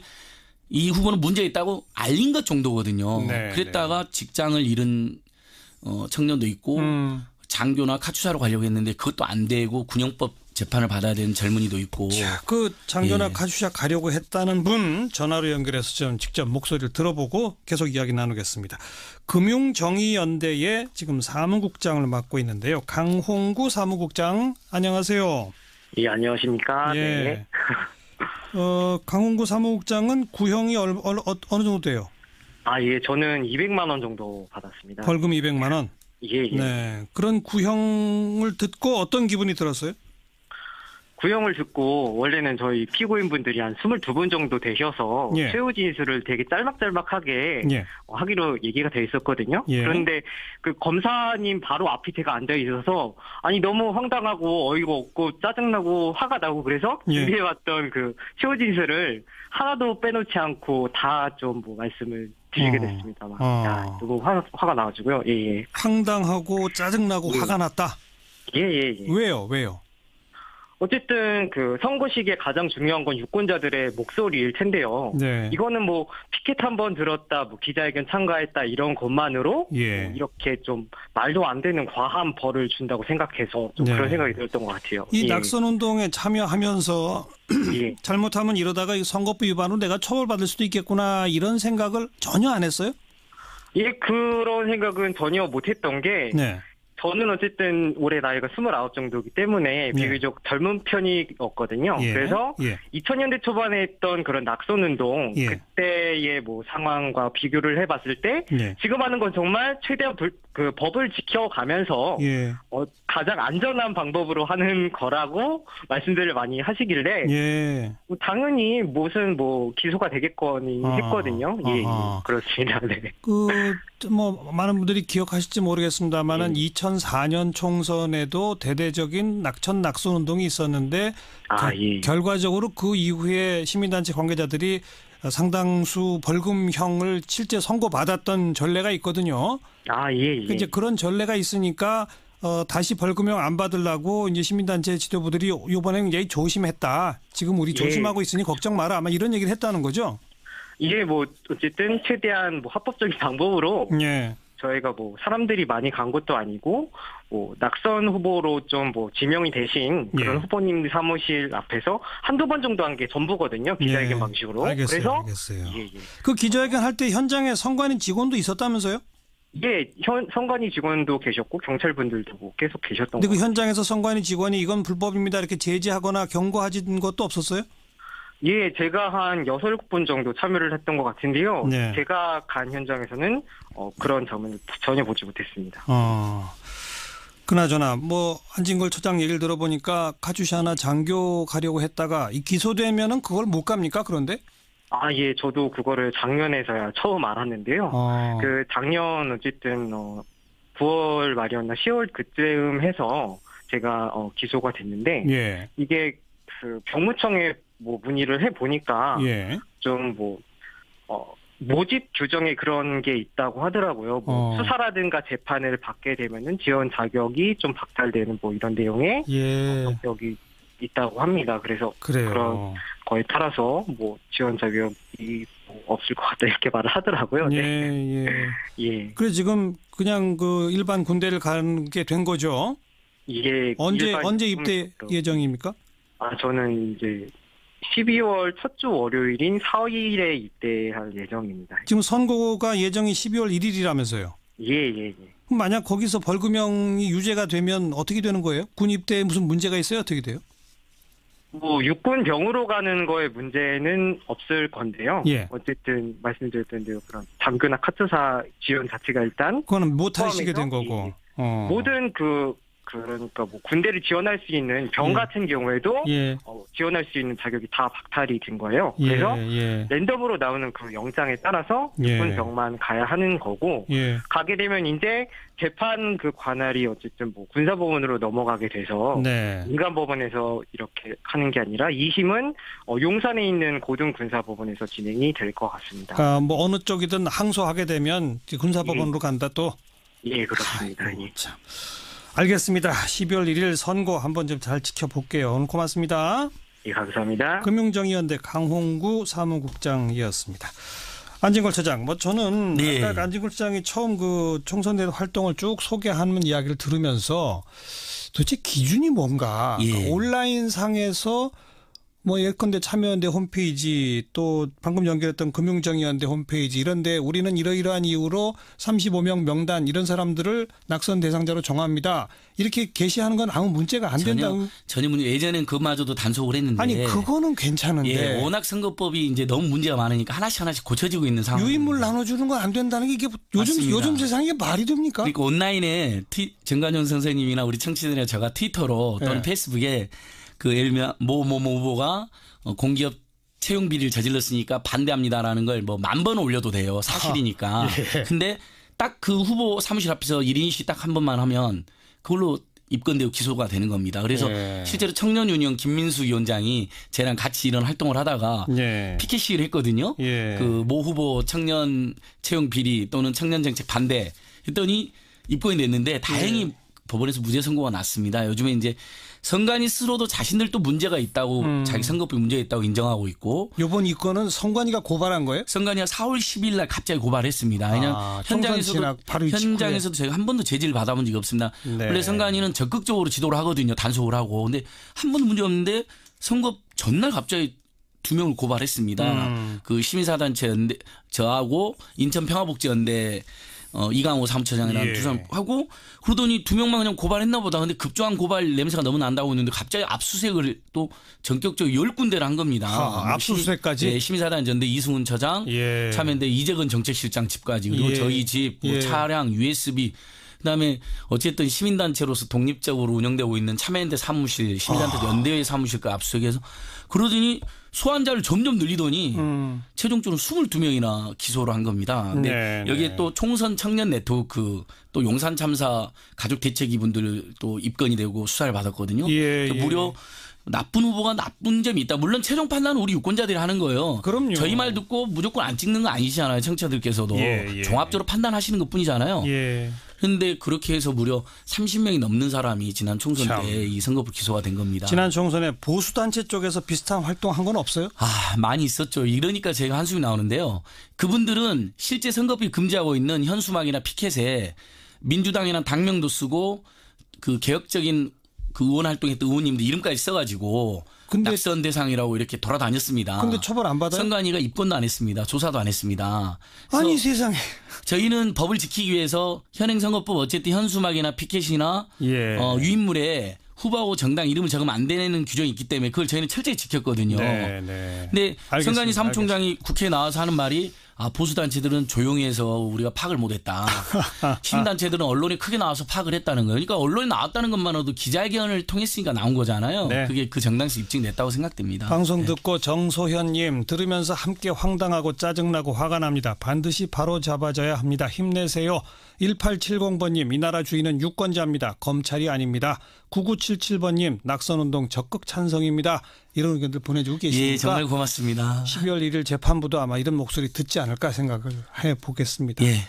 만약에 하나라도 뭐 유죄가 나면 또 항소하고 상고해서 대법원까지 가봐야죠. 그동안 이제 법정 투쟁해서 우리 국민들의 권리가 많이 확대됐거든요. 저희들도 더 성실히 열심히 활동해서 우리 국민들의 의사표현의 자유 참정권을 잘 확보하도록 노력하겠습니다.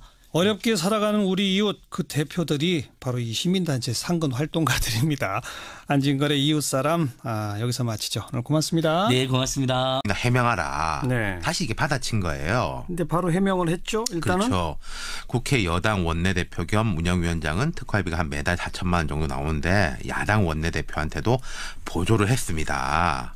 그러니까 나눠 쓴 거다. 그랬죠. 말하자면 이거 아니겠습니까? 근데 아니라는 거죠. 당시에 민주당 원내대표였던 원혜영 의원이 한 푼도 받은 게 없다. 계속 거짓말한 법적 조치를 할 수밖에 없다. 그랬죠. 이러니까 원내대표 겸 국회 운영위원장도 상임위 위원장이기 때문에 간사들한테 일부를 지급을 했을 겁니다. 당시 일부 야당 원내대표가 받지 않았다고 한다면은 그 부분은 내 기억에 착오일 수가 있습니다. 그러니까 원내대표는 착오일 수 있지만 야당 간사들한테는 줬을 것이다. 그렇죠. 그렇게 물러선 거죠. 근데 이게 끝이 아닌 게 당시에 또 운영위 간사였던 사람이 등장을 했죠. 서가번 전 의원. 서가번 전 의원이 나는 한 푼도 안 받았다. 무슨 소리냐 이랬거든요. 거기에 대해서는 지금 홍 대표가 아무런 말을 안 하고 지금 있죠. 베트남에 가 있는데 이제 내일 귀국인가 아마 모레 귀국인가 그럴 거예요. 이게 그러니까 관행. 야당 원내대표도 특수활동비가 나옵니다. 별도로 나오죠. 그렇죠. 원혜영 의원이 나도 봤는데 내가 무슨 손을 벌리냐. 근데 액수 차이가 있어요. 그래서 여당 원내대표가 여야 간사들한테 좀 나눠주는 거는 관행은 관행이에요. 근데 그게 뭐 얼마를 주는지는 뭐 자기 마음인데 서 의원이 이런 말도 했어요. 홍 대표한테 아니 좀 관행도 안 지키냐라는 이야기를 했을 정도로 내가 기억을 하고 있다. 그러니까 다른 위원장들은 나눠주는데 그렇죠. 홍 대표는 왜 안 나눠주느냐는 말까지 했었다. 그러니까 뭐 자꾸 말을 바꿔가면서 해명이 길어지는데 계속 반박당하는 그런 양상이죠. 그렇죠. 그러니까 이제 자유한국당은 여당이 뭐 홍 대표를 공격한다 이러면서 이제 좀 다른 식의 비판 성명을 냈는데 지금 자유한국당 같은 경우에는 박근혜 정부 특활비 논란도 부담인데 이걸 이제 뭐 법무부 이야기했다가 거기도 공박을 당하고 홍 대표 개인 특활비 논란까지 오히려 더 추가된 셈이잖아요. 그렇죠. 그런데 그 생활비 유형일기가 애초에 왜 나왔던 거죠? 어제 방송에 잠깐 언급하셨지만 제가 자세히 설명드리겠습니다. 성완종 리스트. 그게 이제 홍 대표가 한나라당 대표 출마할 때 이번 말고 예전에 한나라당 대표 출마를 했어요. 그때 이제 그 대표 나가려면 보통 뭐 한 10억 단위 돈 든다 그러거든요. 그때 이제 1억을 줬다는 겁니다. 성완종 리스트에 내용이. 근데 홍 대표가 예나 지금이나 이제 극구 부인하고 있지 않습니까? 받은 적 없다. 그러면서 본인이 이제 방증으로 이야기한 게 대표가 되려면 이제 기타금을 내야 되는데 그게 이제 억 단인데 특활비를 집에 생활비로 줬는데 그걸 이제 부인이 집사람이 모아가지고 비자금을 만들어 놨더라. 그걸로 이제 냈다. 그러는 게 애초에 주장이었어요. 근데 그러니까 아니 그럼 그 특활비가 집에 생활비 쓰라고 갖다 준 돈이냐. 그 공박이 나올 거 아닙니까. 그 당시에도 이미 나왔죠. 그때 다시 해명을 한 게 아니 내가 이제 중진 정치인이니까 평소에 돈 들어갈 일이 많은데 특활비를 받으니까 그 돈 들어갈 일은 없어졌다. 그래서 그 이제 평소에 들어가던 만큼 안 들어간 것을 집에 갖다 주니까 그거를 모아놓은 건데 뭐 말이 이제 와전됐다. 그러니까 국회의원으로서 월급을 받는데 그동안에는 그 월급을 활동비로 다 썼다. 그렇죠. 이번에는 특활비가 나오니까 월급이 좀 남아서 그걸 갖다 줬다. 그렇죠. 그걸 이제 모아놓은 거다. 이랬거든요. 이게 그러니까 2년 전으로 돌아가는 거예요. 여기서부터 말이 자꾸 길어지고 바뀌는 건데 이게 지금 대법원에 가 있지 않습니까? 그렇죠. 성완종 사건. 예, 대법원은 이제 사실심이 아니라 법률심이 돼가지고 이런 거가 이제 직접 영향은 안 미칠 건데 재판에도 좋지는 않을 거예요. 네. 좋은 영향이 있을 리가 있겠습니까? 네. 이게 그러니까 말이 자꾸 거짓말이라서 길어지는 건지 아니면 홍 대표 말대로 뭐 기억의 착오일 수도 있죠. 네, 저는 모르겠는데 아마 베트남에서 오면은 또 기자들이 물어볼 거예요. 뭐라고 하는지 한번 지켜봅시다. 그렇죠. 수고하셨어요. 감사합니다. 윤태권 실장이었습니다. 초등학교 오늘 하루 화제가 된 뜬 뉴스들부터 정리해드립니다. 정치를 함에 있어서 국민의당 지지자, 국민의당 잠재 지지자 그리고 당원의 얘기를 들으면서 어떤 운명을 결정해야지 호남의 민주당 지지자들의 얘기를 듣고 우리의 운명을 결정할 수 없지 않느냐. 아하. 그렇다면 현재 호남의 민주당 지지자들이 호남의 국민의당 지지자보다 많은 게 현실 아닙니까? 그렇죠. 그러니까 그분들의 얘기가 귀에 많이 들리는 겁니다. 예. 그래서 하지 말라는 사람이 많다고 그러는데 어제 김중로 의원은 그렇게 말씀하셨어요. 나도 호남 사람인데 내가 아는 호남 사람은 다 통합하라고 하는데 여러분들이 듣는 소리는 어디서 듣는 겁니까? 하라고 의문을 제기를 해요. 그럼 호남의 우리들이 여론조사를 해보면요. 양쪽이 통합하면 지지하겠다는 사람이 전국 평균에 비해서 호남이 조금 더 높습니다. 그래요? 그렇기 때문에 조사를 해보면은 그리고 우리 의원들이 가서 사람을 만나면 주말에 가서 아무리 많이 만난들 100명을 만나겠습니까? 200명을 만나겠습니까? 그러나 한 지역구에는 20만 명, 30만 명, 25만 명이 있잖아요. 알겠습니다. 그건 좀 객관적으로 조사를 하고 그걸 기초로 얘기를 해야 된다고 생각합니다. 최명길 의원 말씀에 의하면 정책적 지향에 있어서도 당위가 되고 민심도 더 얻을 수 있다라면은 당연히 그쪽이 맞는데 그럼 극구 반대하는 11분은 왜 반대한다고 생각하세요?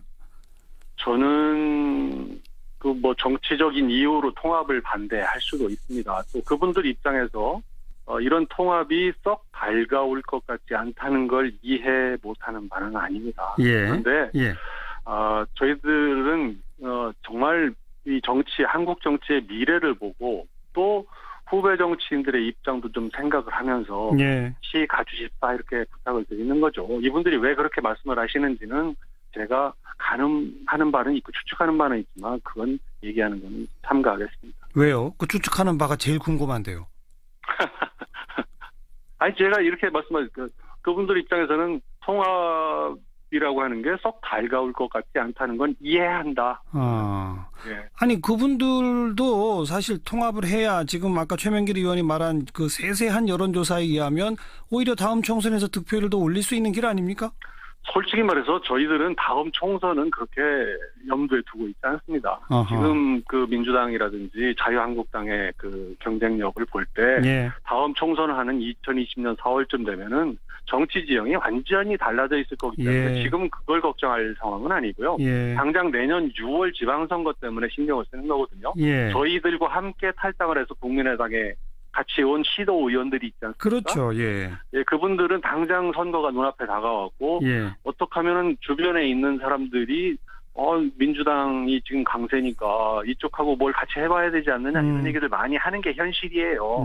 저 같은 서울 송파 같은 데는 좀 분위기는 다르긴 하지만 수도권과는 좀 다르니까요. 호남 쪽은. 그러니까 그런 분들 입장 때문에 그쪽에 귀를 좀 기울이고 있는 건 사실이지만 길게 볼 때 아니면 당장 6월 선거만 놓고 봐도 양당이 통합을 통해서 시너지를 만들고 국민의 관심을 다시 모으게 되면은 전반적인 야권 내 지형이 바뀌면서 훨씬 더 선거를 치르기에 좋은 조건이 마련될 수 있을 것이다. 이런 얘기를 계속 드리고 있는 겁니다. 알겠습니다. 여기까지 들을게요. 고맙습니다. 네, 감사합니다. 국민의당 최명길 의원이었습니다.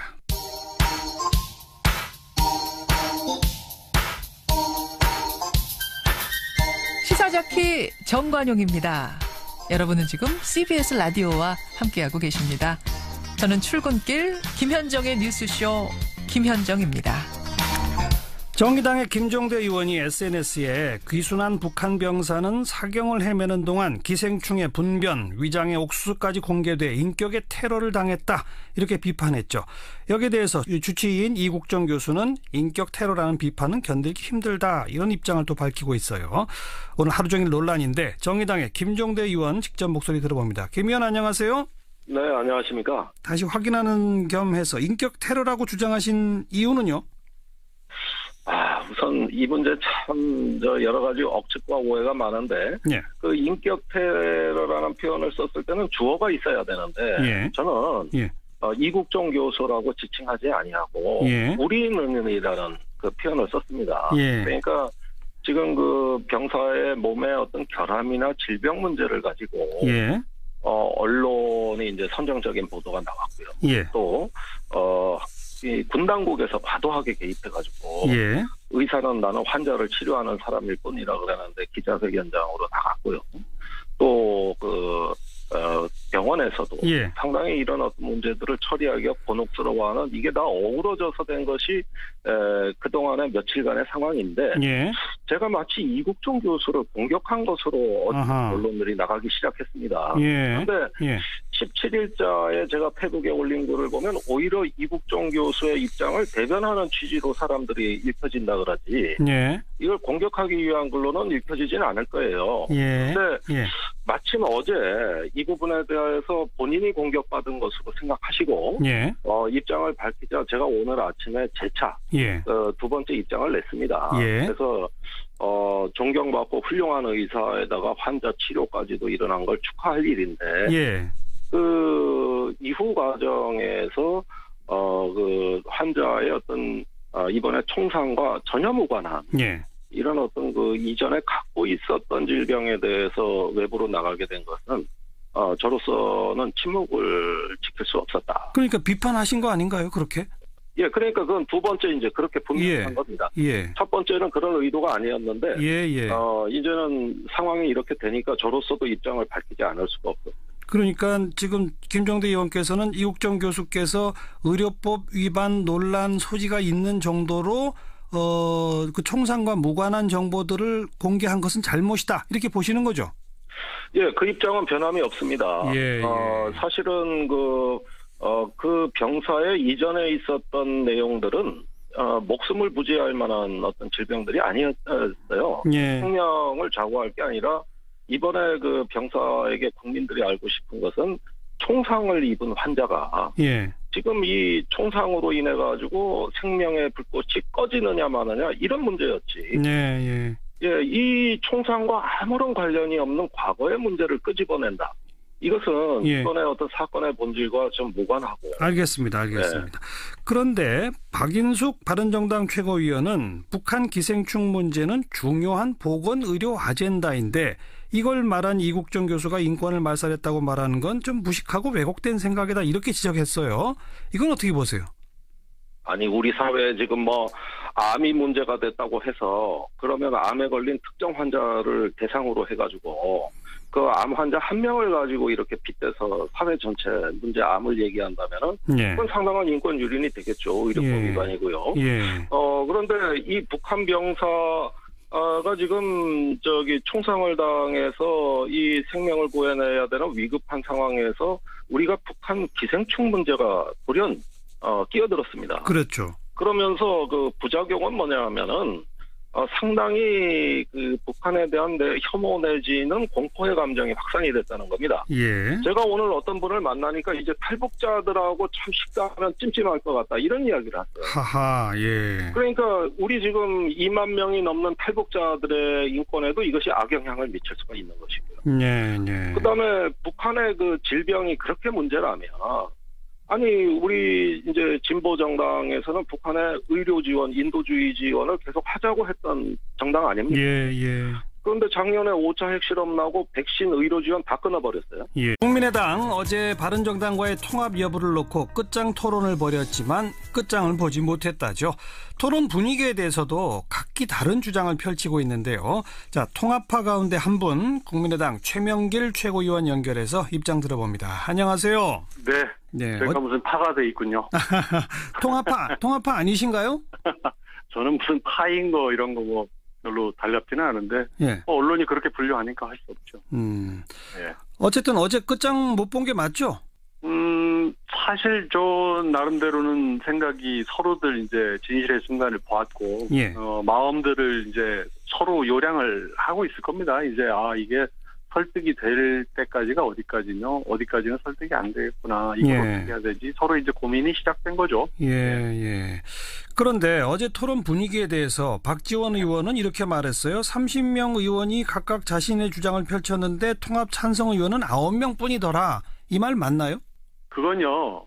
지금 즉시 통합을 해야 된다라고 주장한 분이 9분 혹은 10분 정도입니다. 제가 굉장히 세밀하게 메모를 하면서 의총 내내 봤거든요. 그리고 절대 통합 논의를 꺼내면 안 된다. 이거는 죽는 길이다. 라고 주장하신 분이 9분입니다.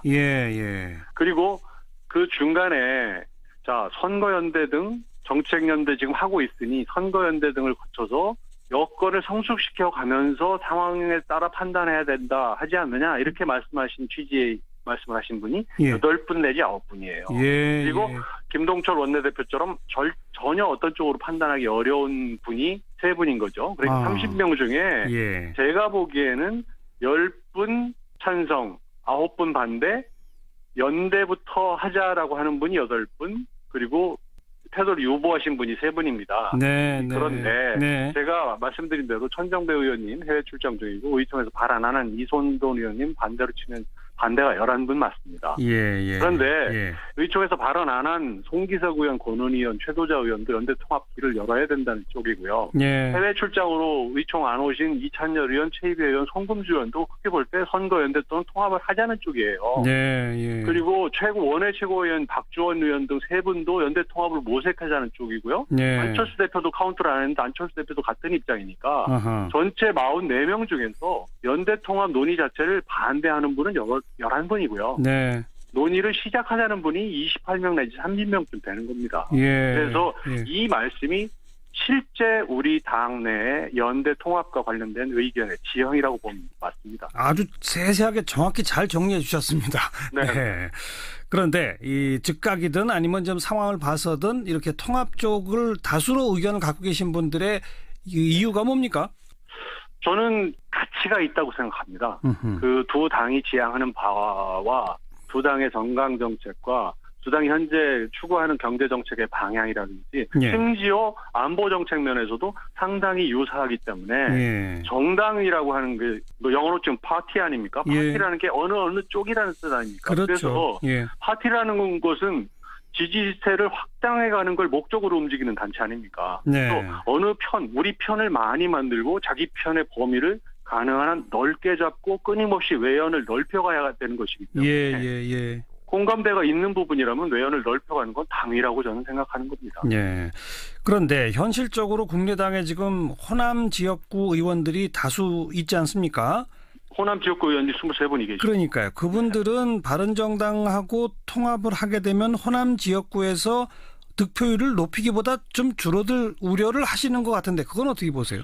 그건 근데 어제도 이제 그 이태규 그 국민정책연구원장이 나와서 그런 부분에 대해서 상세히 설명을 했고요. 어떤 여론조사를 봐도 이 부분은 우리가 누구 말을 듣느냐의 문제다. 저도 그 문제를 집중 제기했습니다. 우리가 그다음에 영양 그 상태를 좀 개선하자고 해도 이것 갖고도 보수 정당 알겠습니다. 근데 또 일각에서는 이런 의견도 있습니다. 비판에도 시기와 방법이 있다. 지금은 이국정 교수를 비판할 때가 아니라 응원할 때 아니냐. 이런 누리꾼들의 지적에 대해서는 어떻게 보세요? 처음에 분명히 첫 번째 이 논란이 시작된 17일 날 제글 어디를 봐도 이국정 교수를 공격하는 것이 아닙니다. 우리 다 같이 성찰하자는 취지였어요. 이것이 오해를 불러일으키면서 결국은 이국정 교수와 제가 언론을 통해 가지고 논쟁을 이렇게 하는 형국이 됐습니다. 그건 제가 전혀 원하던 바가 아니고 또 사태가 수습이 되면 제가 한번 직접 찾아뵙고 불필요한 어떤 여러 가지 오해가 증폭된 점에 대해서 말씀드리고 싶어요. 이건 제가 이국정 교수께 제안을 드리는 겁니다. 그래서 그러나 오늘 오전에 새로 올리신 글에서 아무튼 이국정 교수의 그런 발표에 대해서는 분명히 비판적으로 문제 제기를 하신 건 맞잖아요. 아니 그 입장은 안 밝힐 수가 없었죠. 그 이국종 교수가 이제 저를 향해서 입장을 내셨기 때문에 저로서 더 침묵을 하게 되면 책임 있는 정치인도 아니고 제 원래 생각은 이거였습니다. 이렇게 입장을 내는 게 당연한 거 아니겠습니까? 이렇게 하여튼 논란이 커지게 된 거에 대해서는 이국종 교수한테 뭐 사과하실 의향이 있으세요? 일단은 이런 문제 때문에 환자 치료에 전념하지 못했다면 그것은 제가 상당히 유감스럽게 생각하고 소모적인 논란이 벌어진 데 대해서도 이국종 교수가 꿋꿋하게 의료에 전념하실 수 있도록 용기를 내시라. 다음번에 어느 정도 좀 우리 마음도 회복돼야 되지 않겠습니까? 그런 차후에 좀 더 성찰적인 자세로 한번 우리가 다시 한번 이 문제를 논의해보자. 이렇게 말씀드리고 싶습니다. 네. 어쨌든 뭐 기생충 등등을 공개한 것에 대해서는 의견은 좀 다를 수 있는 거 아니겠습니까? 김종대 의원은 분명히 이거는 문제가 있다라고 지적하시는 거고 뭐 필요하다. 북한의 어떤 의료 상태 같은 것을 암시해 주는 것이기 때문에 필요한 정보다. 이런 의견도 있을 수는 있겠죠? 그걸 이제 알 권리 차원, 북한에 대한 어떤 우리 지식의 문제로 접근을 하는데 그보다 상위 개념은 인간의 존엄성이라고 저는 생각합니다. 알 권리도 중요하지만 그보다 더 중요한 것은 우리 인간의 존엄과 그 자존감을 지킬 수 있게 도와드리는 것이다. 이것이 환자 보호다. 이게 법의 정신이라는 걸 좀 말씀드리고 싶어요. 알겠습니다. 김종대 의원의 의견은 분명히 밝혀주셨고 이제 판단은 우리 또 청취자분들이 내리시겠죠. 오늘 유엔사 발표는 어떻게 보셨어요? 유엔사가 그 정전협정 위반에 대해서 증거물과 함께 공개하고 앞으로 그 북한에 대해 적절한 조치를 취하겠다는 입장은 매우 타당하고 잘된 발표라고 생각합니다. 뭐 우리 정부 차원에서 후속 조치를 해야 할 것들은 뭐가 있습니까? 일단 우리 정부가 빨리 대북 성명을 발표하고 지금 평창올림픽도 채 넉 달이 남지 않은 상황에서 한반도의 긴장 완화 위기 관리 또 이와 같은 일의 재발 방지를 위해서 북한이 책임 있는 자세를 보여라. 이렇게 빨리 좀 입장을 대내외 과시해야 될 걸로 생각합니다. 알겠습니다. 여기까지 말씀드릴게요. 고맙습니다. 네, 감사합니다. 네, 정의당의 김종대 의원이었습니다. 윤태곤의 뉴스 사이다. 윤태곤 실장 어서 오십시오. 네, 안녕하세요. 특수활동비 논란이 자유한국당 홍준표 대표에게로 지금 튀고 있죠? 어제 우리 방송에서 하성수 변호사도 말씀을 좀 하셨지만은 이게 지금 국정원 특활비 논란이 정치권하고 번지는 거하고 궤가 달라요. 다른 얘기죠. 말 그대로 이게 개인 문제거든요. 최근에 자유한국당이 뭐 검찰도 법무부에 특활비 상납한다, 수사해야 된다 역공을 펼쳤지 않습니까? 그렇죠. 홍 대표도 고 이제 가세를 했는데 이 시작이 어떻게 됐냐면은 민주당의 현근택 부대변인이 홍 대표 특활비 유용